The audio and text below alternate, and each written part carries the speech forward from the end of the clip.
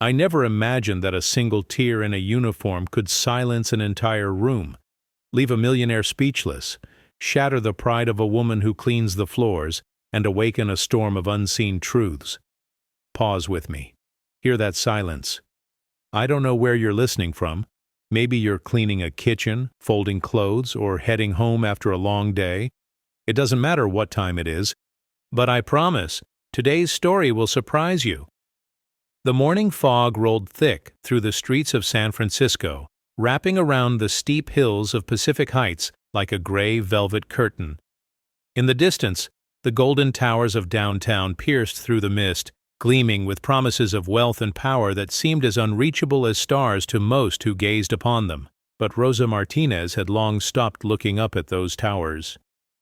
Her eyes stayed fixed on the cracked sidewalk beneath her worn black shoes, counting each careful step as she made her way from the Mooney bus stop to the towering iron gates of the Hawthorne estate. Rosa's reflection caught in the polished brass nameplate of the mansion, a fleeting ghost of a woman whose story was written in the lines around her dark eyes, in the careful way she held her shoulders straight despite the weight she carried.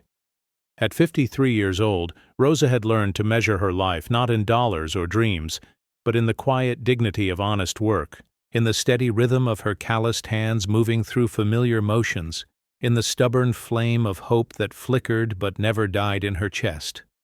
The uniform she wore was the same faded navy blue she'd owned for 3 years, purchased with her first week's earnings from her previous job at a hotel downtown. The fabric had grown thin at the elbows, the collar frayed from countless washings in the coin laundry on Mission Street. But Rosa wore it like armor, pressed with care each morning in her tiny studio apartment, the crisp lines a testament to her refusal to let poverty bend her spirit. Her dark hair was pulled back in a neat bun, secured with the same bobby pins she'd been using for months, and her hands, those strong, weathered hands that had scrubbed 1,000 floors, were clasped gently in front of her as she approached the servants' entrance. Inside the mansion, another kind of fog hung in the air, the thick silence of grief that clung to every room like dust on antique furniture. Joseph Hawthorne stood at the window of his study, his tall frame silhouetted against the morning light, watching the city wake up below him. His wealth stretched beyond what most people could imagine. Real estate investments across 3 states, stock portfolios worth millions, cryptocurrency holdings that fluctuated like his moods, and enough liquid assets to buy entire city blocks. Yet all that money, all those investments, all the profit margins and dividend payments felt as empty as the space beside him in bed where his beloved Margaret had slept for 27 years. Margaret. Her name still caught in his throat like a prayer he'd forgotten how to say. She'd been gone for 18 months now, taken by cancer that had moved through her body with the same quiet determination that had once made her tend to their garden, care for their children, and build the warm heart of their home. Without her, the mansion felt like a museum, beautiful, expensive, and utterly lifeless. The Persian rug still gleamed under crystal chandeliers, the original artwork still hung in gilded frames, but the laughter that had once echoed through these halls had died with her. The doorbell's chime cut through Joseph's thoughts like a blade through silk.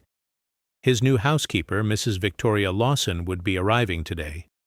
He'd gone through 3 housekeeping services in the past 6 months, each one failing to meet the impossible standards that his second wife Elizabeth had set. Elizabeth, who had entered his life like a whirlwind of social ambition just 8 months after Margaret's funeral, who wore designer gowns to charity galas and smiled for society photographers while her ice-blue eyes calculated the net worth of everyone in the room. Elizabeth had married him for his money. Joseph wasn't naive enough to believe otherwise. But in his grief-stricken state, her attention had felt like sunlight after months of darkness, even if that light was cold and artificial. She managed his social calendar with military precision, ensuring his appearances at all the right events, maintaining his connections in the financial world, protecting his investments and his reputation. But she had no patience for the messy, complicated work of running an actual home, of caring for his 2 teenage children who still grieved their mother's death. of maintaining the warmth that had once made this house a sanctuary. Rosa stood at the service entrance, her hand poised to knock on the heavy wooden door. Through the frosted glass she could see movements, shadows of people living lives so different from her own that they might as well exist in another universe. But Rosa had cleaned enough wealthy homes to know that behind all that luxury, behind those stock certificates and property deeds and bank statements, lived human hearts that could break just as easily as anyone else's. The door opened, and Rosa found herself face to face with Elizabeth Hawthorne, a woman in her early 40s with ash-blonde hair styled in perfect waves, wearing a cream silk blouse that probably cost more than Rosa earned in 3 months. Elizabeth's gaze swept over Rosa like a scanner at a grocery store, cataloging and dismissing in the same instant. "You must be Rosa Martinez," Elizabeth said, her voice carrying the artificial sweetness of someone accustomed to giving orders while pretending to make requests. "I hope you understand that we have very high standards in this household. The previous cleaning woman, well, let's just say she didn't work out. I trust that won't be a problem for you." Rosa nodded quietly, her dark eyes steady and respectful. "I understand, Mrs. Hawthorne. I'm here to work, and I'll do my best to meet your expectations." Elizabeth's smile was as thin as paper. "See that you do. Mr. Hawthorne's time is extremely valuable. He manages investments worth hundreds of millions of dollars, and he cannot be disturbed by household incompetence. Follow me, and I'll show you what needs to be done." As Rosa stepped across the threshold, her worn shoes silent on the marble floor, she felt the weight of judgment pressing down on her shoulders like a heavy blanket. The foyer soared 3 stories above them, decorated with oil paintings that probably cost more than most people's homes. A crystal chandelier caught the morning light and threw rainbows across walls covered in silk wallpaper that whispered of old money and older secrets. But Rosa had learned long ago not to be intimidated by wealth. She had cleaned the homes of tech executives in Silicon Valley, oil barons in Texas, entertainment moguls in Los Angeles, and beneath all their assets and portfolios and market positions, she had found the same human needs: someone to listen, someone to care, someone to notice when the loneliness became too heavy to bear alone. Elizabeth led her through room after room, each one more opulent than the last. The living room with its antique Persian rugs and sofas upholstered in Italian leather. The dining room with its mahogany table that seated 16 and a china cabinet filled with dishes worth more than most people's cars. The kitchen with its professional-grade appliances and marble countertops that gleamed like mirrors. Each space was beautiful, expensive, and utterly cold. "The children are Matthew, 17, and Sarah, 15. Elizabeth continued, her heels clicking against the hardwood floors like a metronome. "They're at private school most days, but when they're home they're not to be disturbed.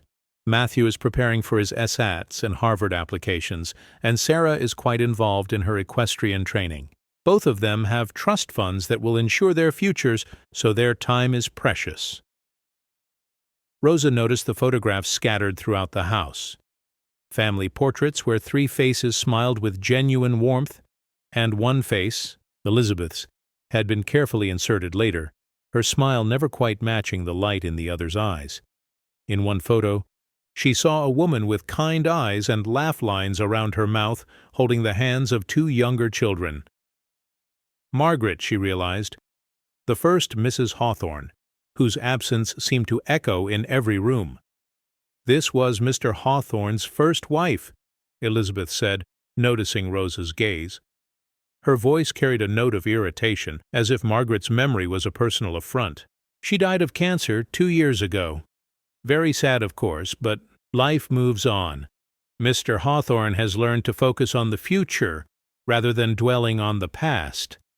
But as they passed Joseph's study, Rosa caught a glimpse of the man himself, this millionaire whose fortune could buy anything except the one thing he wanted most. He sat behind a desk covered with financial reports and investment portfolios, his gray hair perfectly styled, his expensive suit tailored to perfection, but his shoulders were slumped with a weight that had nothing to do with the millions of dollars in assets he managed, and his eyes held the hollow look of someone who had lost his way home. Elizabeth's voice cut through Rosa's observation like a knife through silk.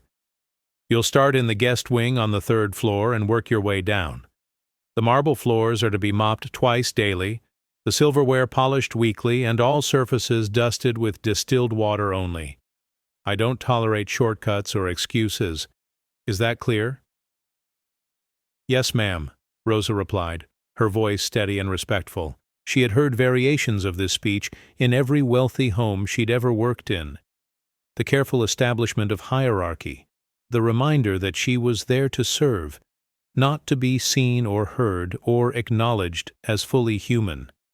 As Elizabeth continued her tour, Rosa's mind drifted to her own small world, the studio apartment she rented in the Mission District, where the walls were thin and the neighbors were kind, where the smell of fresh tortillas from the shop downstairs mixed with the sound of children playing in the courtyard.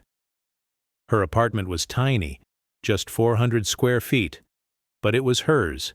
She'd furnished it slowly, piece by piece, with items from thrift stores and garage sales, a small table by the window where she ate her meals while watching the sunset paint the sky orange and pink, a comfortable chair where she sat in the evenings, mending clothes or reading library books, a bed with clean sheets that she washed every week at the laundromat, folding them with the same care she brought to everything she touched. Her life wasn't measured in stock portfolios or real estate investments or cryptocurrency holdings. It was measured in different currency, the gratitude of elderly neighbors whose groceries she carried up 3 flights of stairs, the trust of families who let her into their homes and their lives, the quiet satisfaction of work done well and with dignity. She sent money to her sister's family in Guadalajara every month, carefully calculated from her modest salary, ensuring her nephew could stay in school and her elderly mother could afford her medications. But standing in this mansion, surrounded by more wealth than she'd ever dreamed of, Rosa felt the familiar ache of invisibility. She was 53 years old, her body showing the wear of decades of physical labor, her hands marked by countless hours of scrubbing and polishing and caring for other people's beautiful things. To those who hired her, she was often just a shadow moving through their lives, someone whose name they might remember on payday, but whose hopes and dreams and fears remained as invisible as the dust she swept away. Elizabeth concluded the tour in the service area behind the kitchen, a small cramped space with industrial sinks and storage closets that smelled of cleaning supplies and resignation. Your hours are Monday through Saturday, 7 a.m. to 6 p.m. You'll take your breaks in here, not in the main house. And remember, she added, her blue eyes sharp as winter ice, discretion is paramount in this household. What you see and hear stays within these walls. Mr. Hawthorne's business dealings are worth hundreds of millions, and privacy is not negotiable. As Elizabeth's heels clicked away across the marble floor, Rosa stood alone in the service area, surrounded by mops and buckets and bottles of polish that would make other people's lives shine while keeping her own in shadow. But she had learned long ago that dignity wasn't something others could grant or take away. It was something she carried within herself, as constant and reliable as her own heartbeat. She tied her cleaning apron around her waist and picked up the first of many tools she would use to care for this broken, beautiful home. Somewhere in the rooms above her, a millionaire sat surrounded by his financial reports and investment statements, counting his wealth while mourning what money couldn't buy. And somewhere in the cold perfection of those marble halls, his children moved like ghosts through rooms that no longer felt like home. Rosa had arrived not just to clean their floors and dust their furniture, but to begin the slow, patient work of polishing hearts that had grown tarnished with grief. Rosa's first weeks at the Hawthorne estate passed like scenes from a movie played in slow motion, each day stretching long and quiet, filled with the whispered sounds of cleaning and the heavy silence of a home that had forgotten how to live. She moved through the rooms like water, fluid and invisible, her presence marked only by the gradual transformation of dusty surfaces into brilliant shine, of cluttered spaces into organized perfection. The mansion revealed itself to her slowly, room by room, secret by secret. In the morning light that filtered through tall windows, she discovered the careful geography of grief that mapped every corner of the house. Margaret's sewing room on the 2nd floor, left exactly as it had been the day she died, her reading glasses still folded on the side table, a half-finished embroidery hoop abandoned beside her favorite chair, the scent of her lavender perfume clinging to the curtains like a whispered memory. Joseph never entered that room, but Rosa saw him pause outside the door each morning as he passed, his hand hovering near the brass handle as if touching it might break some invisible spell that kept his wife's memory alive. Elizabeth had ordered the room to be cleared out and redecorated within her first month of marriage, but somehow that task had never been completed. The door remained closed, and Margaret's presence lingered like sunlight trapped in amber. Rosa cleaned around that sacred space with extra care, dusting the hallway outside with reverent attention, ensuring that the photographs of Margaret that lined the corridor remained spotless and perfectly aligned. She understood the language of loss, had learned its grammar during the long nights she'd spent caring for her own mother before cancer claimed her 5 years ago, had studied its vocabulary in the empty apartment that still echoed with her younger brother's laughter. Though he'd been gone for a decade now, victim of a construction accident that had made headlines for one day and then disappeared into the anonymous statistics of workplace casualties. The other staff members at the Hawthorne house treated Rosa with the casual indifference reserved for people they considered temporary.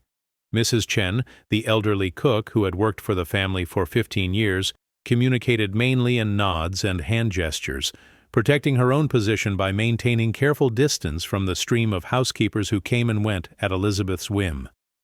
Carl, the groundskeeper, was kind but busy, spending his days tending to the elaborate gardens that Margaret had designed, and Elizabeth largely ignored. The part-time caregivers who came to help with Joseph's elderly father, who lived in a suite on the first floor, treated Rosa like part of the furniture, present but irrelevant to their concerns. But it was Elizabeth's treatment that cut the deepest. Each morning began with an inspection that felt more like an interrogation, Elizabeth's manicured fingers running along surfaces Rosa had already cleaned, searching for microscopic flaws that could justify her barely concealed contempt. "The marble in the foyer looks dull," she would say, though Rosa had spent an hour polishing it to mirror brightness. "The silver in the dining room isn't gleaming. Are you using the proper cleaning solution?" Rosa responded to each criticism with quiet professionalism, her "yes, ma'am" and "I'll take care of that" delivered in the same steady tone she used for prayer. But inside she felt the familiar ache of being seen as less than human, her worth reduced to the shine on someone else's possessions, her decades of experience dismissed as easily as crumbs swept from a countertop. The Hawthorne children, Matthew and Sarah, inhabited the house like beautiful, expensive ghosts. Matthew, 17 and bound for Harvard according to the college preparatory materials scattered across his desk, moved through the halls with the distracted air of someone whose mind was always somewhere else. His trust fund statements lay casually on his dresser, numbers that represented more money than Rosa would earn in several lifetimes, but his eyes held the same hollow sadness she'd seen in his father's face. Sarah, 15 and sharp as her mother's jewelry, watched Rosa with calculating eyes that seemed far too old for her face. She attended exclusive equestrian events on weekends, her room filled with ribbons and trophies and photographs of herself jumping horses that cost more than most people's houses. But Rosa noticed how the girl never seemed to smile in any of the pictures, how her achievements were displayed like evidence in a court case rather than celebrations of joy. Neither child ever spoke to Rosa directly, but she learned their routines through observation. Matthew's late-night studying sessions fueled by energy drinks and anxiety. Sarah's phone conversations with friends that always seemed to revolve around who had the most expensive clothes or the most exotic vacation plans. They ate breakfast separately from their father and stepmother, their family meals a choreographed performance of politeness that never quite concealed the distance between them. Joseph himself remained a distant figure during those early weeks, a tall, silver-haired man in expensive suits who left for his downtown office before Rosa arrived and often didn't return until after she'd gone home. When their paths did cross, he would nod politely and murmur a quiet, "Good morning" or "Thank you." But his eyes always seemed to look through her rather than at her, as if focusing too clearly on any one thing might shatter whatever fragile composure held his world together. Rosa learned about his business empire through fragments overheard during phone calls and dropped comments from Elizabeth. Hawthorne Investments managed portfolios worth hundreds of millions, with interests in real estate development, technology startups, renewable energy projects, and cryptocurrency trading. His clients were other wealthy families, corporate executives, and foreign investors looking to park their money in stable American assets. The papers scattered across his desk spoke of profits and losses, market fluctuations, and investment opportunities, all measured in numbers that seemed as abstract as constellations to Rosa, but represented real power in the world of San Francisco's financial elite. Yet, for all his wealth, for all the assets and investments and profit margins that surrounded him, Joseph Hawthorne seemed to Rosa like a man drowning in plain sight. She saw it in the way he sometimes stood motionless in his study, staring at nothing. She heard it in the weight of his footsteps as he climbed the stairs each evening, each step heavier than the last. She felt it in the silence that followed him through rooms that had once been filled with family laughter. Rosa's own evenings were spent in the stark contrast of her small apartment in the Mission District. After the long bus ride home through traffic that crawled along Van Ness Avenue, she would climb the 3 flights of stairs to her studio, her body aching from hours of bending and scrubbing and polishing. But as she unlocked her door and stepped into her tiny sanctuary, she felt something that all of Joseph's millions couldn't buy: the peace of being home. Her dinner was simple, often just beans and rice with vegetables from the corner market, prepared on a hot plate and eaten at her small table while watching the sunset paint the sky in shades of gold and rose. She would call her sister in Guadalajara, listening to stories about her nephew's progress in school and her mother's health, sending what money she could spare through wire transfers that represented hours of her labor, converted into small acts of love. In the evenings, she would sit in her comfortable chair by the window, mending tears in clothing or reading books borrowed from the public library. Her favorites were stories of families, of love that endured through hardship, of quiet heroes who changed lives through small acts of kindness. Sometimes she would write letters to friends back in Mexico, her careful handwriting filling pages with news and questions and promises to visit someday when she'd saved enough money for the trip. But as the weeks passed at the Hawthorne estate, Rosa began to notice small cracks in the perfect facade of wealth and privilege. She saw how Elizabeth's smile never quite reached her eyes when she thought no one was watching. She observed how Joseph sometimes stood at his bedroom window for long minutes, staring at something beyond the cityscape that only he could see. She noticed how the children's expensive possessions, designer clothes, electronic gadgets, sports equipment, seemed to accumulate in their rooms like talismans against some unnamed fear, gathering dust despite their high price tags. The house itself seemed to reflect its inhabitants' internal state. Despite Rosa's careful attention, despite the expensive furnishings and professional decorating, the rooms felt cold and lifeless. Flowers delivered by elite florists wilted quickly in the stale air. The grand piano in the living room sat silent and dust-covered, its keys untouched since Margaret's death. The family photographs that had once covered every surface had been gradually moved to less prominent locations, replaced by generic artistic prints that said nothing about the people who lived there. Rosa began to understand that she was witnessing more than just the aftermath of grief. She was seeing the slow dissolution of a family that had lost its center, its reason for being together beyond the legal and financial ties that bound them, the money that surrounded them, the investments, the trust funds, the real estate holdings, had become both armor and prison, protecting them from the outside world while isolating them from each other and from the kind of authentic human connection that could heal their wounds. But Rosa had spent her life learning to see beneath surfaces, to recognize the person behind the role, to find the beating heart underneath the protective shell. And as she moved through the Hawthorne house day after day, cleaning and organizing and quietly observing, she began to see opportunities, small moments where her presence might offer something more valuable than spotless floors and polished silver. She started with tiny gestures, so subtle they might have seemed accidental to anyone watching. When she cleaned Joseph's study, she would leave his coffee cup positioned just so, where the morning light would warm it perfectly. When she tidied Sarah's room, she would arrange the girls' writing trophies in a way that caught and reflected the natural light, making them seem less like evidence and more like celebrations.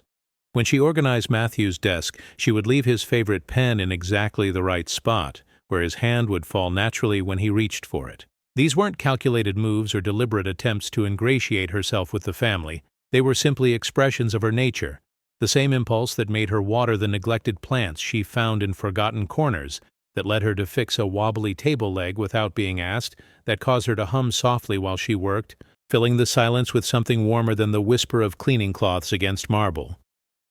Rosa was beginning to understand that her real job in this house wasn't just to make things clean. It was to remember what it meant to care. The morning fog had lifted early from Pacific Heights, and brilliant sunlight streamed through the tall windows of the Hawthorne mansion, illuminating dust motes that danced in the air like tiny spirits. Rosa moved through the morning routine she had perfected over the past month, starting with the marble floors of the grand foyer, her mop moving in steady, rhythmic strokes that had become a form of meditation, a prayer offered in the language of honest work. But this morning felt different. Elizabeth's voice cut through the house like a blade through silk, sharp and brittle with barely controlled frustration. Rosa could hear her on the phone in the living room, her words carrying the particular edge that preceded trouble. "I don't care what the previous arrangements were," Elizabeth was saying, her heels clicking across the hardwood floor in agitated patterns. "The charity luncheon is next week, and I need this house to be absolutely perfect. We're expecting wives of tech executives, oil company board members, real estate developers, people whose investment portfolios are worth more than most small businesses. This is about maintaining our position in the social hierarchy of this city." Rosa continued her work, but her experienced ears caught the undercurrent of desperation in Elizabeth's voice. She had learned to read the signs, the way wealthy families use social events as elaborate performances, each detail carefully orchestrated to display their status and secure their position in networks that controlled millions of dollars in investments, business deals, and social capital. The phone call ended abruptly, followed by the sharp sound of Elizabeth's heels approaching the foyer. Rosa didn't look up from her work, but she could feel the weight of scrutiny settling over her like storm clouds before rain. "Rosa." Elizabeth's voice carried the artificial sweetness that always preceded criticism. "I need to discuss your performance." Rosa straightened slowly, her hands still holding the mop, her dark eyes meeting Elizabeth's ice-blue gaze with quiet dignity. "Yes, ma'am." Elizabeth circled her like a prosecutor preparing to present evidence, her designer dress rustling with each calculated step. "The silver in the dining room isn't gleaming properly. The marble floors show water spots that are completely unacceptable, and I found dust on the baseboards in the library, dust that suggests a lack of attention to detail that I simply cannot tolerate." Each word felt like a small cut, designed not to improve Rosa's work, but to establish dominance, to remind her of her place in the carefully maintained hierarchy of the household. Rosa had encountered this treatment in other wealthy homes, the way some employers seemed to need to diminish their staff in order to feel elevated themselves, as if kindness were a limited resource, that acknowledging her humanity would somehow deplete. "I understand your concerns, Mrs. Hawthorne," Rosa replied, her voice steady and professional. "I'll pay extra attention to those areas today, Okuinan." But Elizabeth wasn't finished.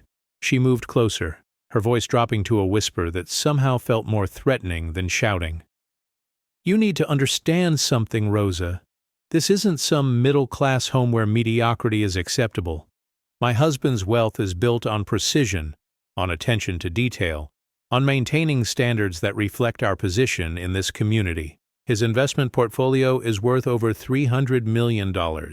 Our social connections control billions in assets. Every surface in this house, every piece of silver, every marble floor is a reflection of that success." Rosa nodded, but something in Elizabeth's tone suggested this wasn't really about cleaning at all. There was a desperation beneath the arrogance, a fear that made her lash out like a wounded animal protecting territory she wasn't sure she deserved to claim. Furthermore, Elizabeth continued, warming to her theme, I don't want to see you chatting with the family members. You're here to clean, not to form relationships. The children have their own concerns. School, their trust funds, their future prospects. Mr. Duro, Hawthorne's time is extremely valuable, managing investments that affect the livelihoods of dozens of families. Your job is to be invisible, to maintain the house without disrupting the important business of living that happens within these walls. The words hit Rosa like physical blows, and for a moment she felt the familiar sting of tears behind her eyes. But she had learned long ago to swallow such pain, to transform it into something useful rather than destructive. She thought of her mother's voice, speaking to her across the years. Mia, dignity is not something others can give you or take away. It lives in here. And her weathered hand would touch her chest, right over her heart. I understand, Mrs. Hawthorne, Rosa said again, but this time there was something different in her voice. Not defiance, but a quiet strength that seemed to come from some deep, untouchable place. Elizabeth must have heard it too, because her eyes narrowed with something that looked almost like fear.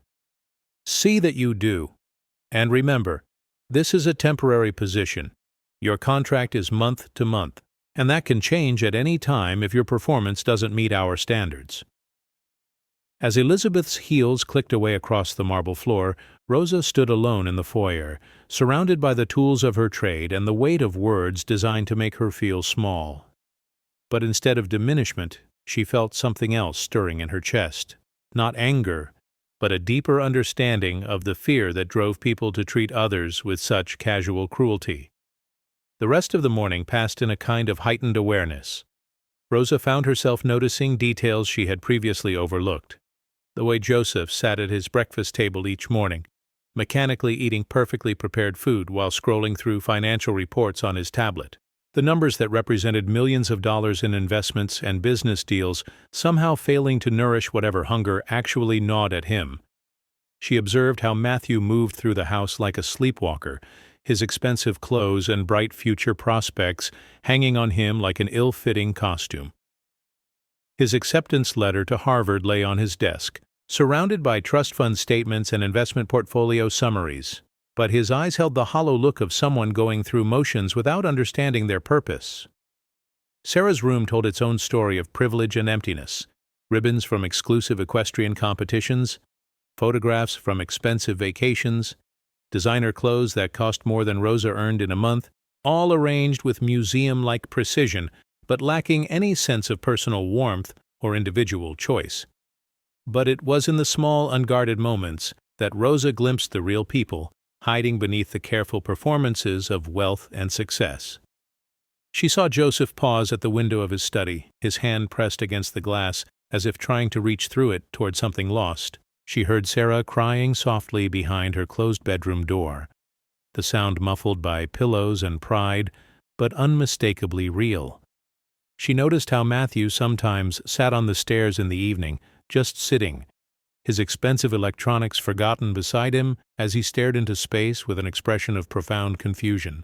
The house itself seemed to reflect its inhabitants' internal state. Despite all the money spent on professional decorating, on imported furniture and museum-quality art, the rooms felt cold and sterile. The family photographs that had once covered surfaces had been gradually removed or relocated, replaced by generic artistic prints that said nothing about the people who lived there. The grand piano sat silent and gathering dust, its keys untouched since Margaret's death. Even the elaborate flower arrangements that arrived weekly from the city's most exclusive florists seemed to wilt unusually quickly, as if the house's atmosphere couldn't sustain life. Rosa began to understand that she was witnessing more than grief. She was seeing the slow dissolution of a family that had lost its center, its reason for being together beyond legal and financial obligations. The money that surrounded them had become both shield and prison, protecting them from outside judgment while isolating them from the authentic human connections that could heal their wounds. That afternoon, while cleaning the library, Rosa discovered something that stopped her in her tracks. Tucked behind a row of leather-bound books was a small photograph. Margaret Hawthorne sitting at the grand piano, her fingers on the keys, her face lit with genuine joy as she played. Behind her, Joseph stood with his hands on her shoulders, both of them laughing at something happening off-camera. The children, much younger then, sat on the piano bench beside their mother. Sarah maybe 8 years old, Matthew around 10, all of them caught in a moment of pure, unguarded happiness. Rosa held the photograph gently, studying the faces of people she now knew but had never seen like this, alive with love, connected to each other in ways that wealth and success and social status couldn't create or maintain. This was what the house had lost when Margaret died, not just a person, but the heart that had kept the family together, the center around which their individual lives had orbited with purpose and meaning. She was so absorbed in the photograph that she didn't hear footsteps approaching until a voice startled her from her reverie. She used to play every morning. Rosa turned to find Joseph standing in the doorway, his expensive suit somehow making him look smaller rather than more imposing. His eyes were fixed on the photograph in her hands, and for the first time since she'd begun working in his house, she saw him as fully human, not the distant millionaire managing vast portfolios of investments, but a man whose world had collapsed despite all his financial success.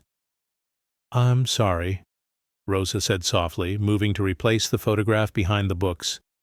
"I didn't mean to pry." But Joseph stepped into the room, his movement stopping her.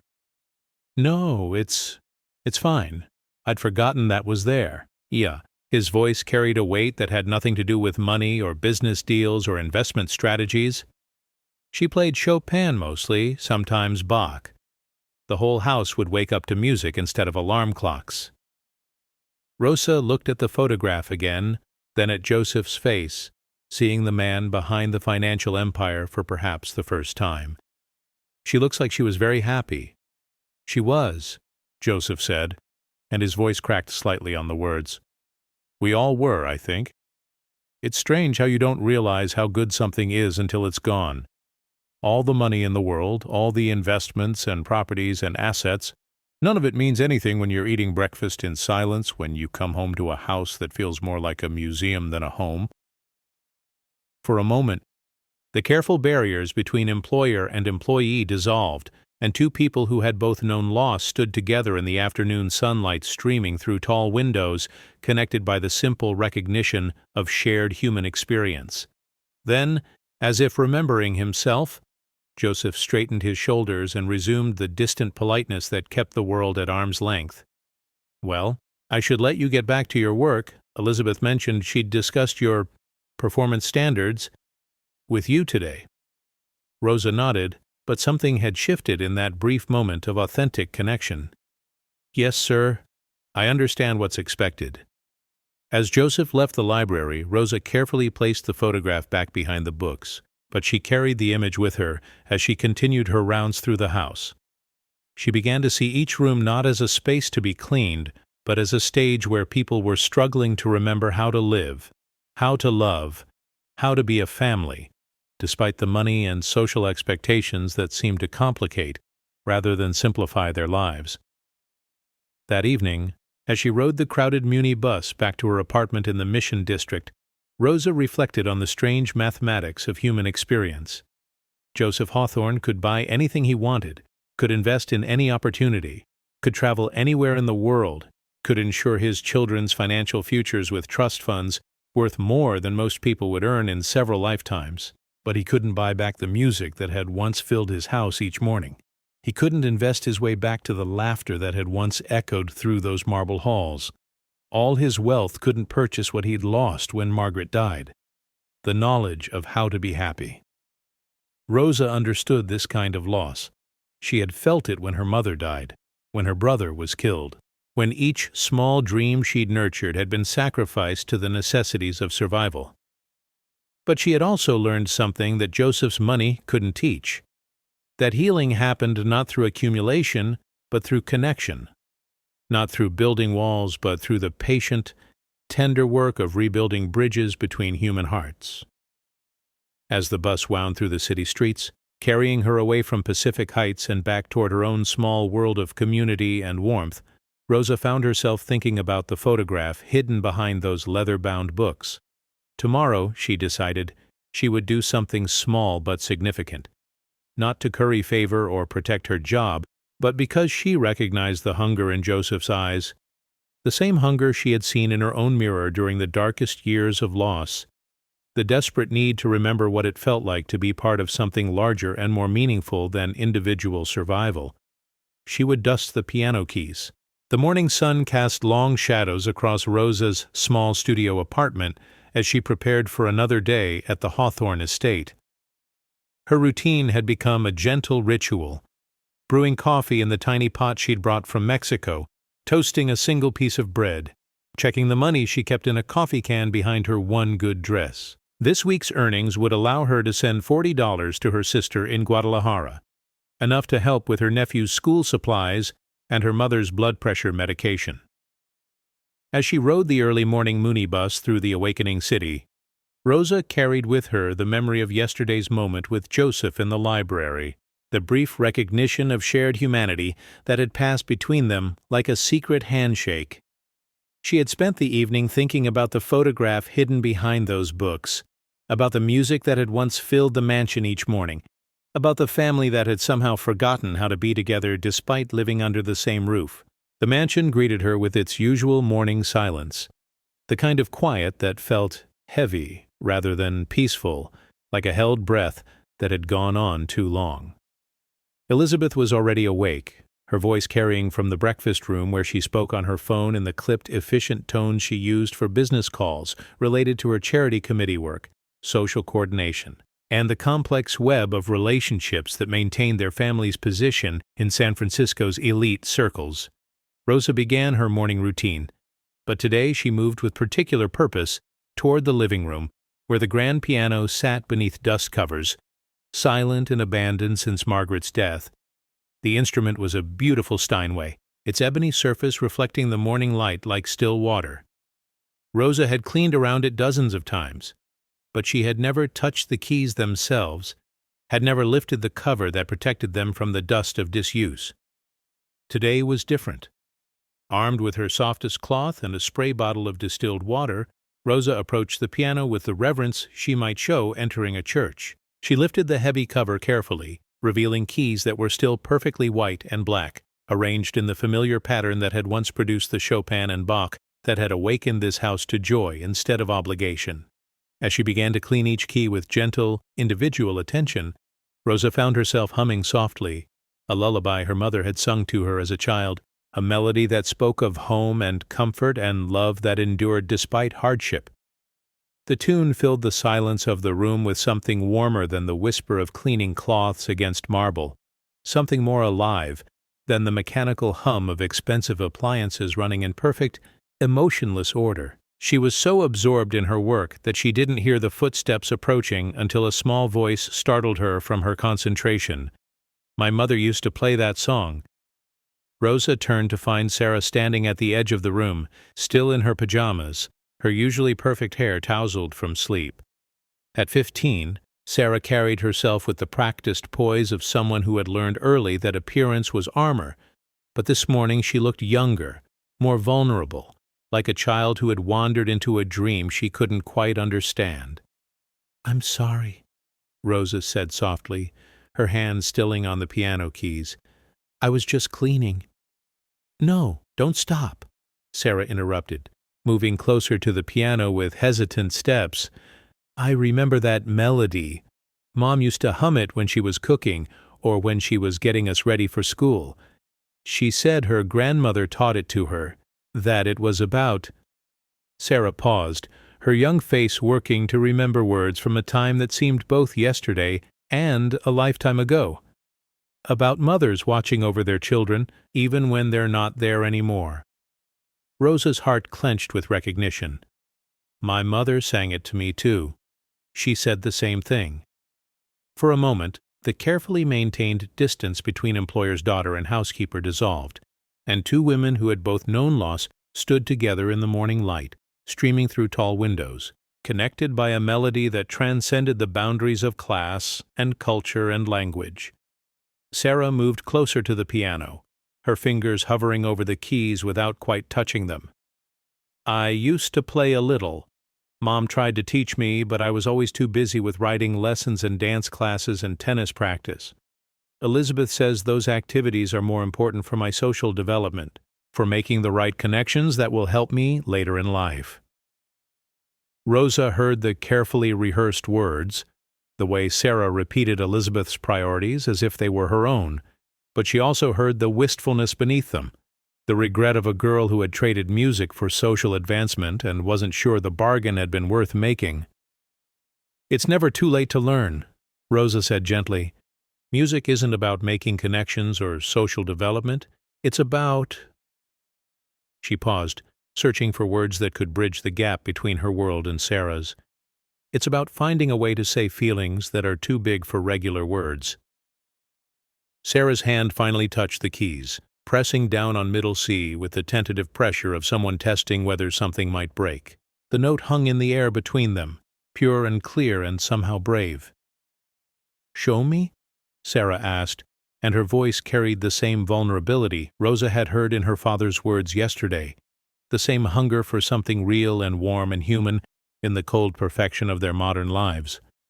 Rosa moved to sit beside Sarah on the piano bench, their different worlds momentarily forgotten in the democracy of music.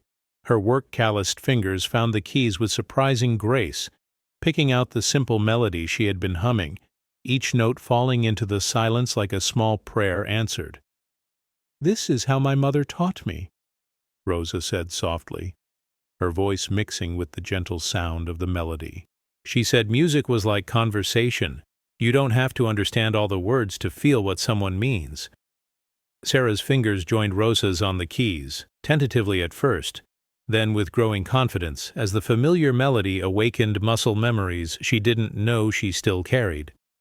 Together they played the simple tune, their hands moving in harmony despite the differences in their backgrounds, their ages, their places in the household's careful hierarchy. The music seemed to transform the room around them. Dust motes danced in the morning sunlight, like tiny celebrants.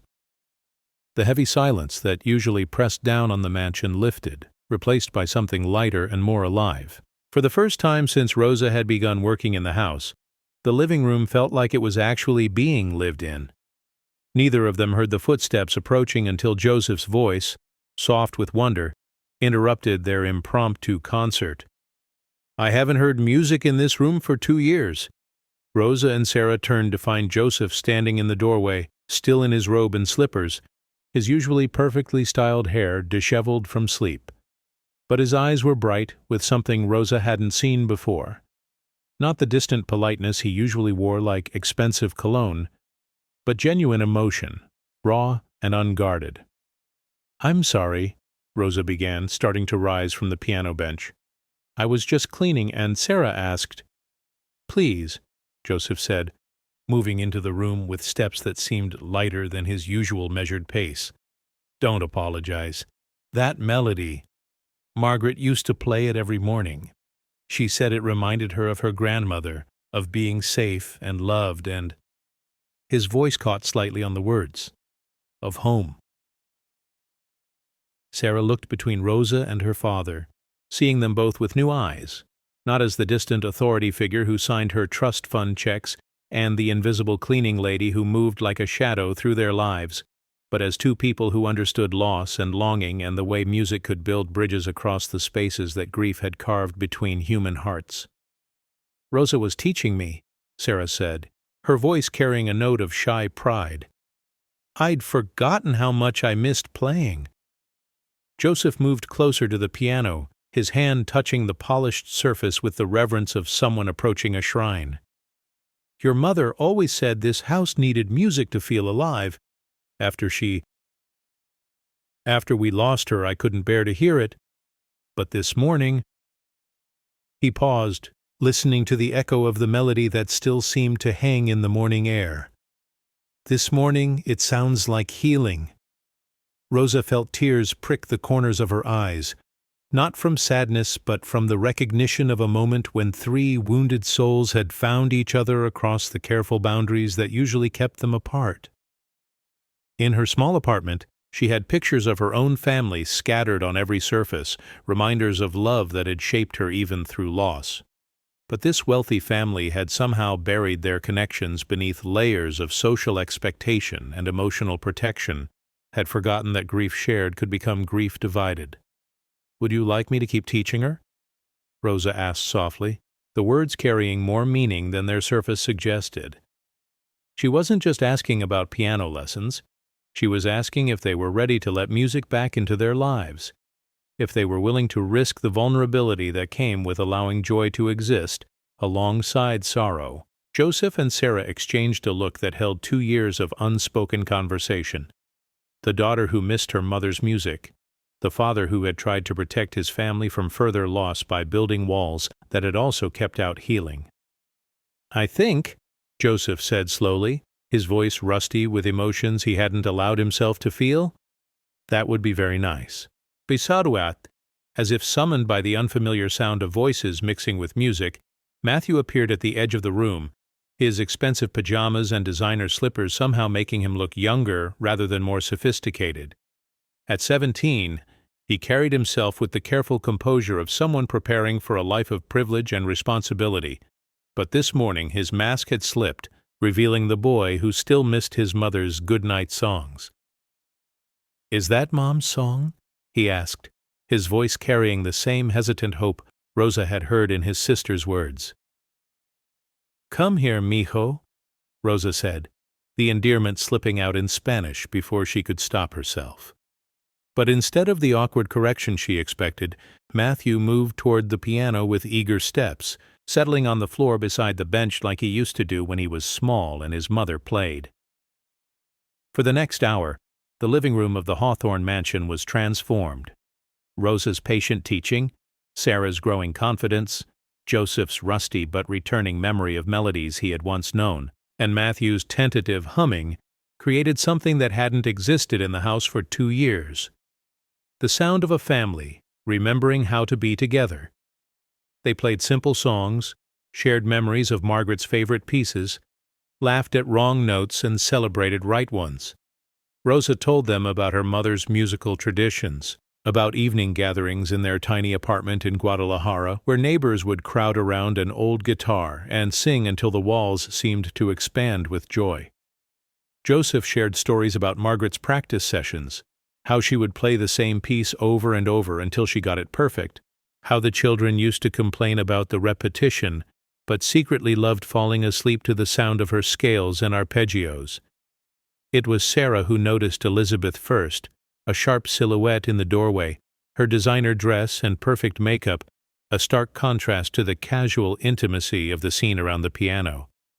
Elizabeth's face was a study in controlled fury, her ice-blue eyes taking in the tableau with the calculating precision of an accountant noting discrepancies in a financial statement. The music died away like a sunset interrupted by storm clouds. "What exactly is going on here?" Elizabeth's voice cut through the warm air like a blade through silk, each word measured and sharp with barely controlled anger. Joseph rose from where he had been sitting beside the piano, his businessman's composure sliding back into place like armor donned for battle. Rosa was working, Elizabeth said, her gaze fixing on Rosa with laser intensity. Working means cleaning, not entertaining the family with amateur musical performances that disrupt the household routine. Rosa stood slowly, her dignity intact, despite the familiar sting of humiliation. She had experienced this scene in other wealthy homes, the moment when shared humanity threatened carefully maintained hierarchies, when employers remembered that kindness might be interpreted as weakness by their peers. "I apologize, Mrs. Hawthorne," Rosa said quietly, her voice steady and professional. "I was cleaning the piano and Sarah asked about the music. I didn't mean to overstep."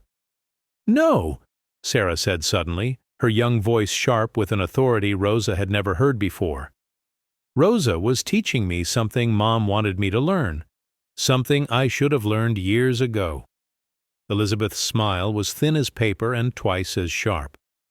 Your mother had many sentimental ideas about child-rearing. But you're 15 now, Sarah, with trust fund responsibilities and social obligations that require focus on practical skills. Piano lessons with the cleaning lady are not part of your educational plan. The words hit Rosa like physical blows, reducing her to a function, stripping away the person who had just shared music and memory and laughter with this grieving family. But she had learned long ago to absorb such wounds with grace, to transform cruelty into understanding rather than bitterness. Matthew spoke up from his position on the floor, his voice carrying the careful rebellion of someone testing boundaries. It felt good to hear music in this room again. It felt like home. Elizabeth's gaze swept over all of them with the efficiency of a security camera cataloging threats. This is not a home, it's a household. And households require structure, boundaries, and appropriate relationships between staff and family. Rosa, she turned her full attention back to Rosa. Your job is to maintain the physical environment of this house, not to provide entertainment or education for family members. Is that clear?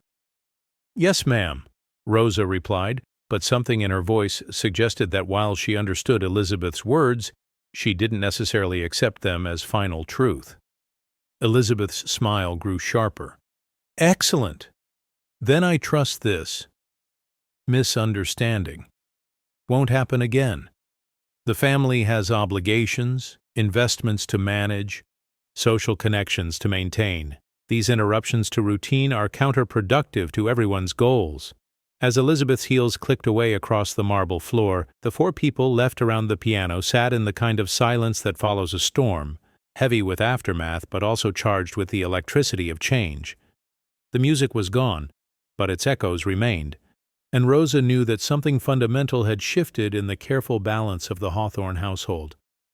Sarah was the first to speak, her voice soft but determined. Can you teach me more tomorrow? Joseph looked at his daughter, then at Rosa, then at his son still sitting cross-legged on the Persian rug with longing in his eyes. For a moment, Rosa saw him calculating, not financial returns on investment portfolios, but the mathematics of risk and hope, the complex equations that governed the relationships between people who needed each other but weren't sure how to bridge the distances that grief and pride had carved between them. Yes, he said finally, I think that would be very good for all of us. The following weeks unfolded with the delicate tension of a musical composition building toward crescendo. Rosa continued her daily routine of cleaning and organizing, but now the house held different rhythms, secret melodies that played just beneath the surface of ordinary tasks. Each morning after Elizabeth left for her charity committee meetings and social appointments, the Hawthorne family would gather around the piano for what they had begun calling their morning music. Though no one mentioned these sessions in Elizabeth's presence, Rosa discovered that teaching music was like speaking in her native language, not Spanish, which she shared with her family in Mexico, but the deeper tongue of compassion that had been her mother's greatest gift to her. She remembered how her mother had hummed while cooking, how melodies had transformed their small apartment into a palace of warmth and love, how music had been their refuge during the hardest years when money was scarce, but hope remained abundant.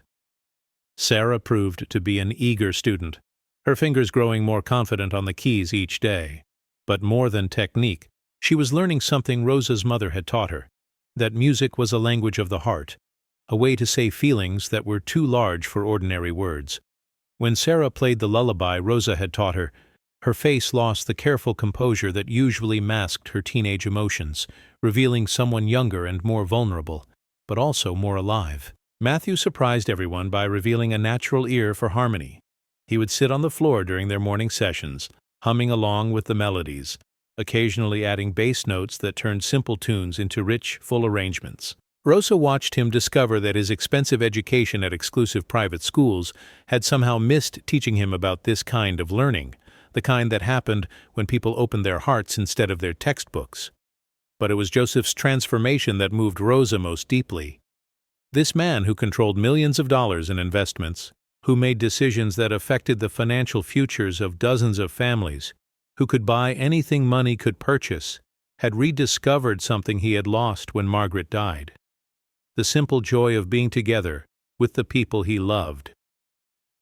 When he sat beside the piano, listening to Rosa coach his children through scales and simple melodies, his face lost the distant expression that had become his trademark, revealing someone who remembered what it felt like to be fully present in his own life.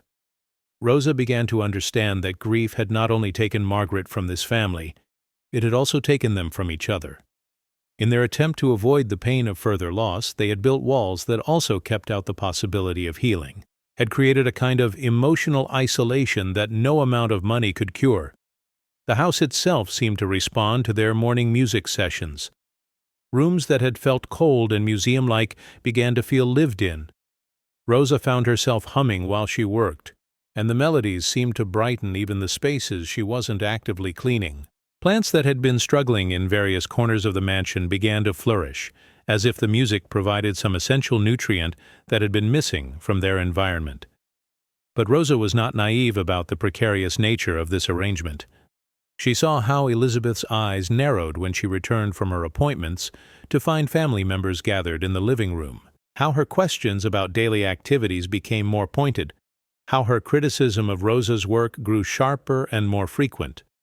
Elizabeth understood that something was changing in the household dynamics, and she perceived that change as a threat to the carefully controlled order she had established. Elizabeth's own story was one Rosa had encountered before, in other wealthy households where she had worked.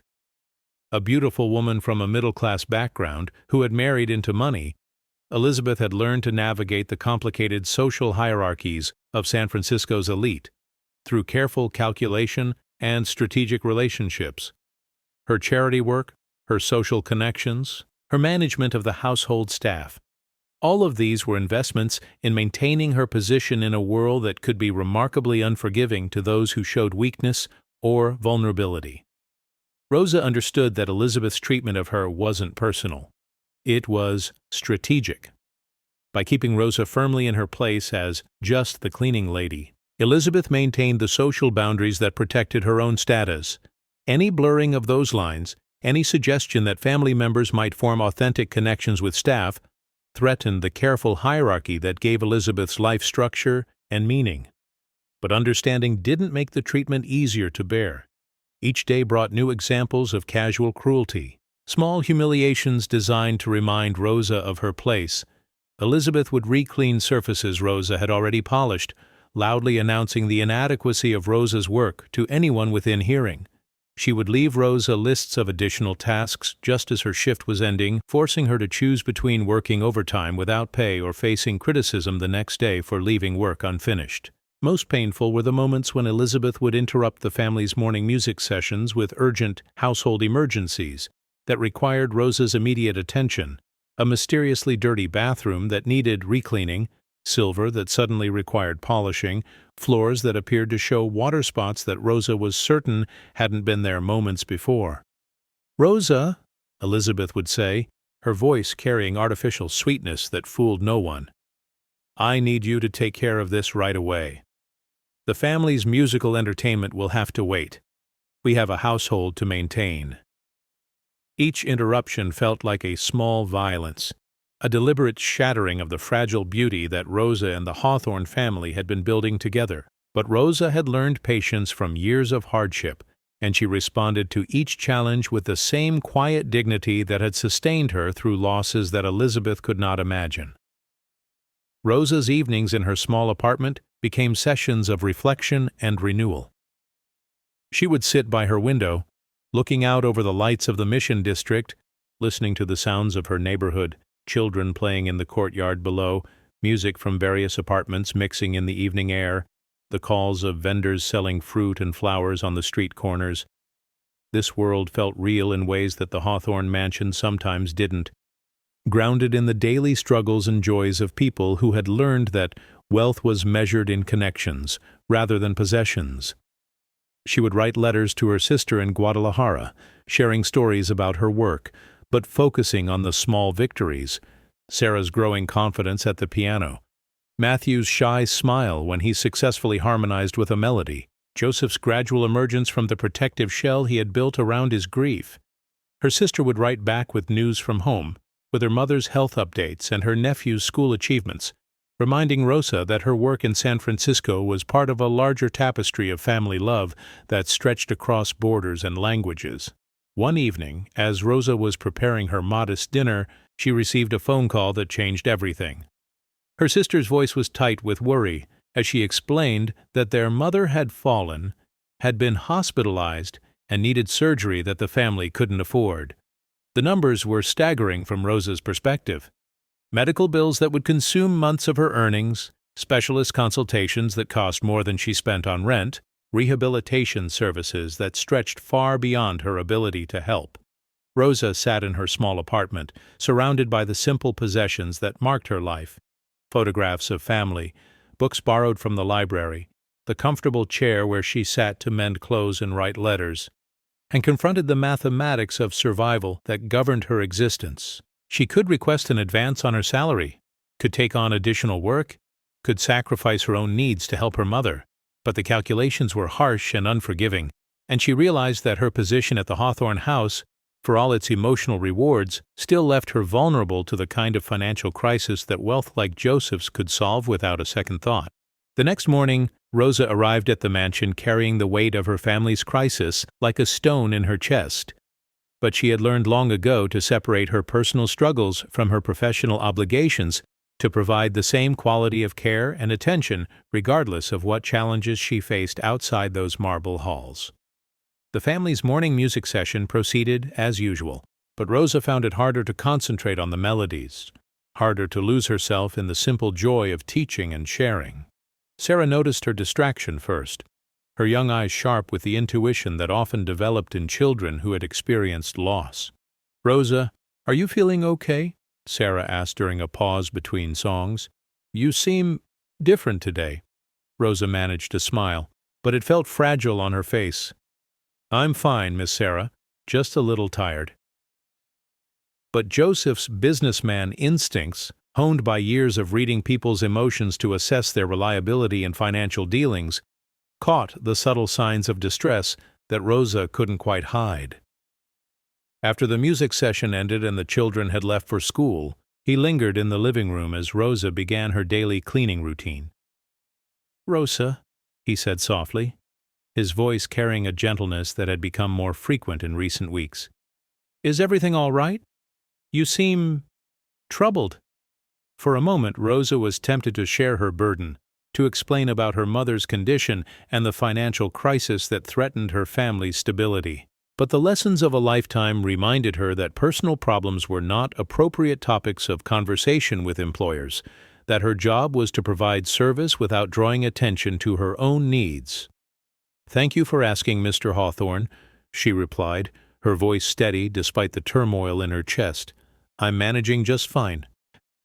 But Joseph had spent enough time observing Rosa's natural grace and quiet strength to recognize the difference between her usual calm and the careful composure that marked someone carrying a heavy burden, and something in her eyes, the same look he had seen in his own mirror during the darkest months after Margaret's death, told him that Rosa was facing something that threatened to overwhelm even her remarkable resilience.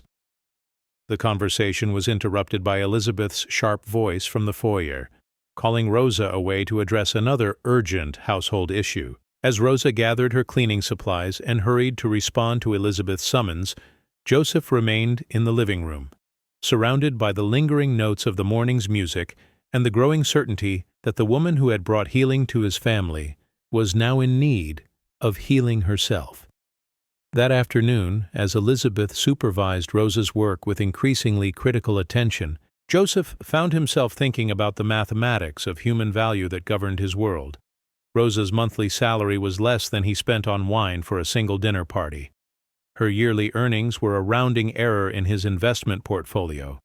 Yet her presence in their home had accomplished something that all his wealth had been unable to achieve. It had reminded his family how to live.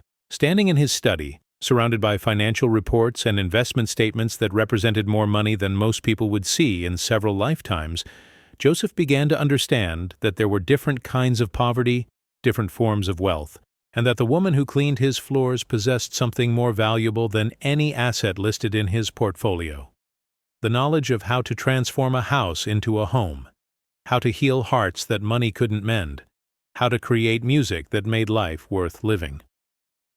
The confrontation with Elizabeth came that evening, after the children had gone to bed and the house had settled into its usual nighttime quiet.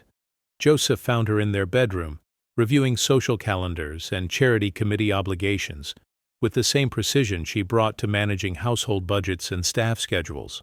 "I want to discuss Rosa," Joseph said, his voice carrying the quiet authority that had served him well in boardrooms and business negotiations.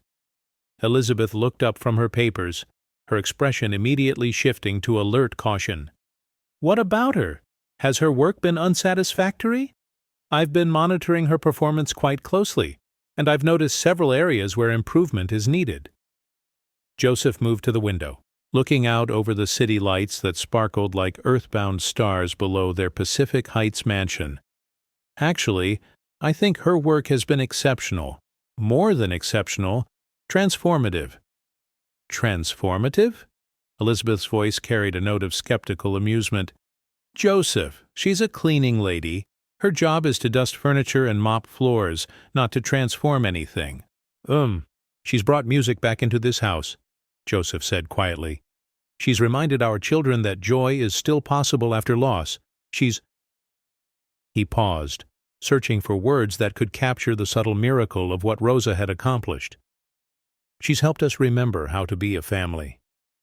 Elizabeth set down her papers with deliberate precision, her ice-blue eyes fixing on her husband with laser focus. "Joseph, I think you're confusing professional service with personal relationship. Rosa is an employee, a temporary employee, I might add, whose contract can be terminated at any time if her performance doesn't meet our standards." "Our standards?" Joseph turned from the window to face his wife, seeing her clearly for perhaps the first time since their marriage. "What exactly are our standards, Elizabeth? Isolation? Emotional emptiness? A house so cold and perfect that our own children feel like strangers in it?" Elizabeth's composure cracked slightly, revealing something desperate beneath her carefully controlled exterior. "Our standards are appropriate social boundaries, professional household management, and protection of the family's reputation and financial position. Rosa is a cleaning lady from the Mission District who takes the bus to work and lives in a studio apartment. She is not a suitable companion for your children, and these musical sessions are creating confusion about social hierarchies that could have serious consequences." Joseph stared at his wife, seeing not the elegant social partner who had helped him navigate San Francisco's elite circles, but someone so frightened of losing her position that she was willing to destroy anything that threatened her carefully constructed world, even if that thing was his family's happiness. "Rosa has shown more genuine care for this family in 2 months than you've shown in the 8 months since we married," Joseph said, his voice carrying the quiet finality of a business decision that could not be reconsidered. The words hung in the air between them like a challenge thrown down in front of witnesses, and Rosa, who was passing through the hallway outside their bedroom after completing her evening tasks, heard them with the clarity that comes from being truly invisible. Present but not acknowledged. Visible but not seen. She also heard Elizabeth's response, delivered in a voice sharp as winter ice. "If that's how you feel, Joseph, then perhaps it's time for new household arrangements. Rosa's employment here has become problematic. I think it would be best for everyone if she found a position more suited to her background and education level." Rosa continued down the hallway toward the service stairs, her footsteps silent on the thick carpet, carrying with her the knowledge that her time in this house was ending just as something beautiful had begun to bloom in the spaces between grief and hope. Rosa's hands moved with practiced efficiency through the familiar motions of her morning routine, but today each task carried the weight of finality. As she polished the brass handles of the front door, she knew she might never touch them again. As she swept the marble steps of the grand staircase, she memorized the way the morning light fell across each surface. The conversation she had overheard between Joseph and Elizabeth 3 nights ago had been followed by 2 days of ominous silence, punctuated by Elizabeth's increasingly sharp criticisms and pointed remarks about temporary arrangements and staff transitions. The house felt different this morning, charged with the electric tension that precedes storms. Rosa could sense it in the way Elizabeth's heels clicked more sharply against the marble floors. In the careful way Joseph avoided making eye contact during their brief encounters. In the subdued behavior of Matthew and Sarah, who seemed to sense that something important was shifting in their household's delicate ecosystem. At 9 o'clock, just as Rosa was preparing to begin the morning music session that had become the bright center of her days at the Hawthorne estate, Elizabeth's voice cut through the house with surgical precision. "Rosa, please come to the sitting room. We need to discuss your employment." The words fell into the morning air like stones dropped into still water, creating ripples that seemed to reach every corner of the mansion. Rosa set down her cleaning supplies and walked toward the sitting room with the same quiet dignity she had maintained during every challenge of her life. Back straight, eyes focused, heart prepared for whatever trial awaited her. Elizabeth stood by the tall windows that overlooked the garden, her silhouette sharp against the morning light. She wore a cream-colored suit that probably cost more than Rosa earned in 3 months, her ash-blonde hair perfectly styled, her makeup applied with the precision of someone preparing for battle. On the antique writing desk beside her lay a manila envelope that Rosa recognized with a sinking heart, the kind that contained final paychecks and termination papers. "Please sit down, Rosa," Elizabeth said, her voice carrying the artificial sweetness that had always preceded her cruelest observations. Rosa remained standing, her hands clasped gently in front of her, her dark eyes meeting Elizabeth's ice-blue gaze with quiet strength. "Thank you, Mrs. Hawthorne, but I'm comfortable here." Elizabeth's smile was thin as paper and twice as sharp. "As you wish. I'll be direct, Rosa. Your employment with this household is being terminated, effective immediately." The words hit Rosa like physical blows, but she had learned long ago to absorb such impacts with grace, to stand steady against winds that might uproot others. "May I ask why, ma'am?" "Certainly." Elizabeth moved to stand behind the writing desk, using its polished surface as a barrier between them. "Your work performance has been adequate, but we've decided that your approach to household management doesn't align with our family's needs and social expectations. Specifically, your tendency to overstep appropriate boundaries with family members has created situations that are incompatible with professional household operations." Each word was chosen with surgical precision, designed to reduce Rosa's presence in their lives to a series of professional inadequacies that could be documented and dismissed. But Rosa heard the real message beneath Elizabeth's careful language. That teaching music to grieving children, that bringing joy back to a house shadowed by loss, that helping a broken family remember how to love each other, were somehow violations of proper social hierarchy. "I see," Rosa said quietly, her voice steady despite the pain blooming in her chest like a dark flower. "And Mr. Hawthorne agrees with this decision?" Elizabeth's pause was almost imperceptible, but Rosa caught it. The fraction of a second where her composure wavered, revealing the truth beneath her confident performance. "Mr. Hawthorne is extremely busy with his investment portfolio and business obligations. He trusts me to manage household staff decisions efficiently and appropriately." The sitting room door opened behind Rosa, and she turned to see Joseph entering with the measured pace of someone walking toward an execution, his own or someone else's, she couldn't tell which. His face was carefully composed, but Rosa could read the signs of internal struggle in the tension around his eyes, the set of his shoulders, the way his hands hung at his sides like appendages he wasn't sure how to use. "Joseph," Elizabeth said, her voice brightening with artificial warmth. "Perfect timing. I was just explaining to Rosa about her employment termination." Joseph's eyes met Rosa's across the room, and she saw in them the same hollow look she had recognized in that first photograph of Margaret at the piano, the expression of someone who was about to lose something precious and felt powerless to prevent it. Rosa has been, Joseph began, then stopped, seeming to struggle with words that his business training had never taught him. Your work here has been exemplary. More than exemplary. You've brought something to this household that the children. His voice trailed off into silence that felt heavy with regret and resignation. Elizabeth stepped into the pause with the efficiency of someone closing a business deal. Which is exactly the problem, Joseph. Rosa has certainly been enthusiastic in her approach to household management, but enthusiasm without appropriate boundaries creates complications that affect family dynamics and social positioning. It's better to make this transition now, before the situation becomes more problematic. Rosa felt the familiar ache of being discussed as if she weren't present, of having her contributions reduced to complications and problems by people who had never bothered to learn her story, who had never asked about her dreams or fears, or the family she supported with her modest wages. But beneath the pain, she felt something else stirring. Not anger, but a deep sadness for people who had so much money and so little wisdom about what actually mattered in life.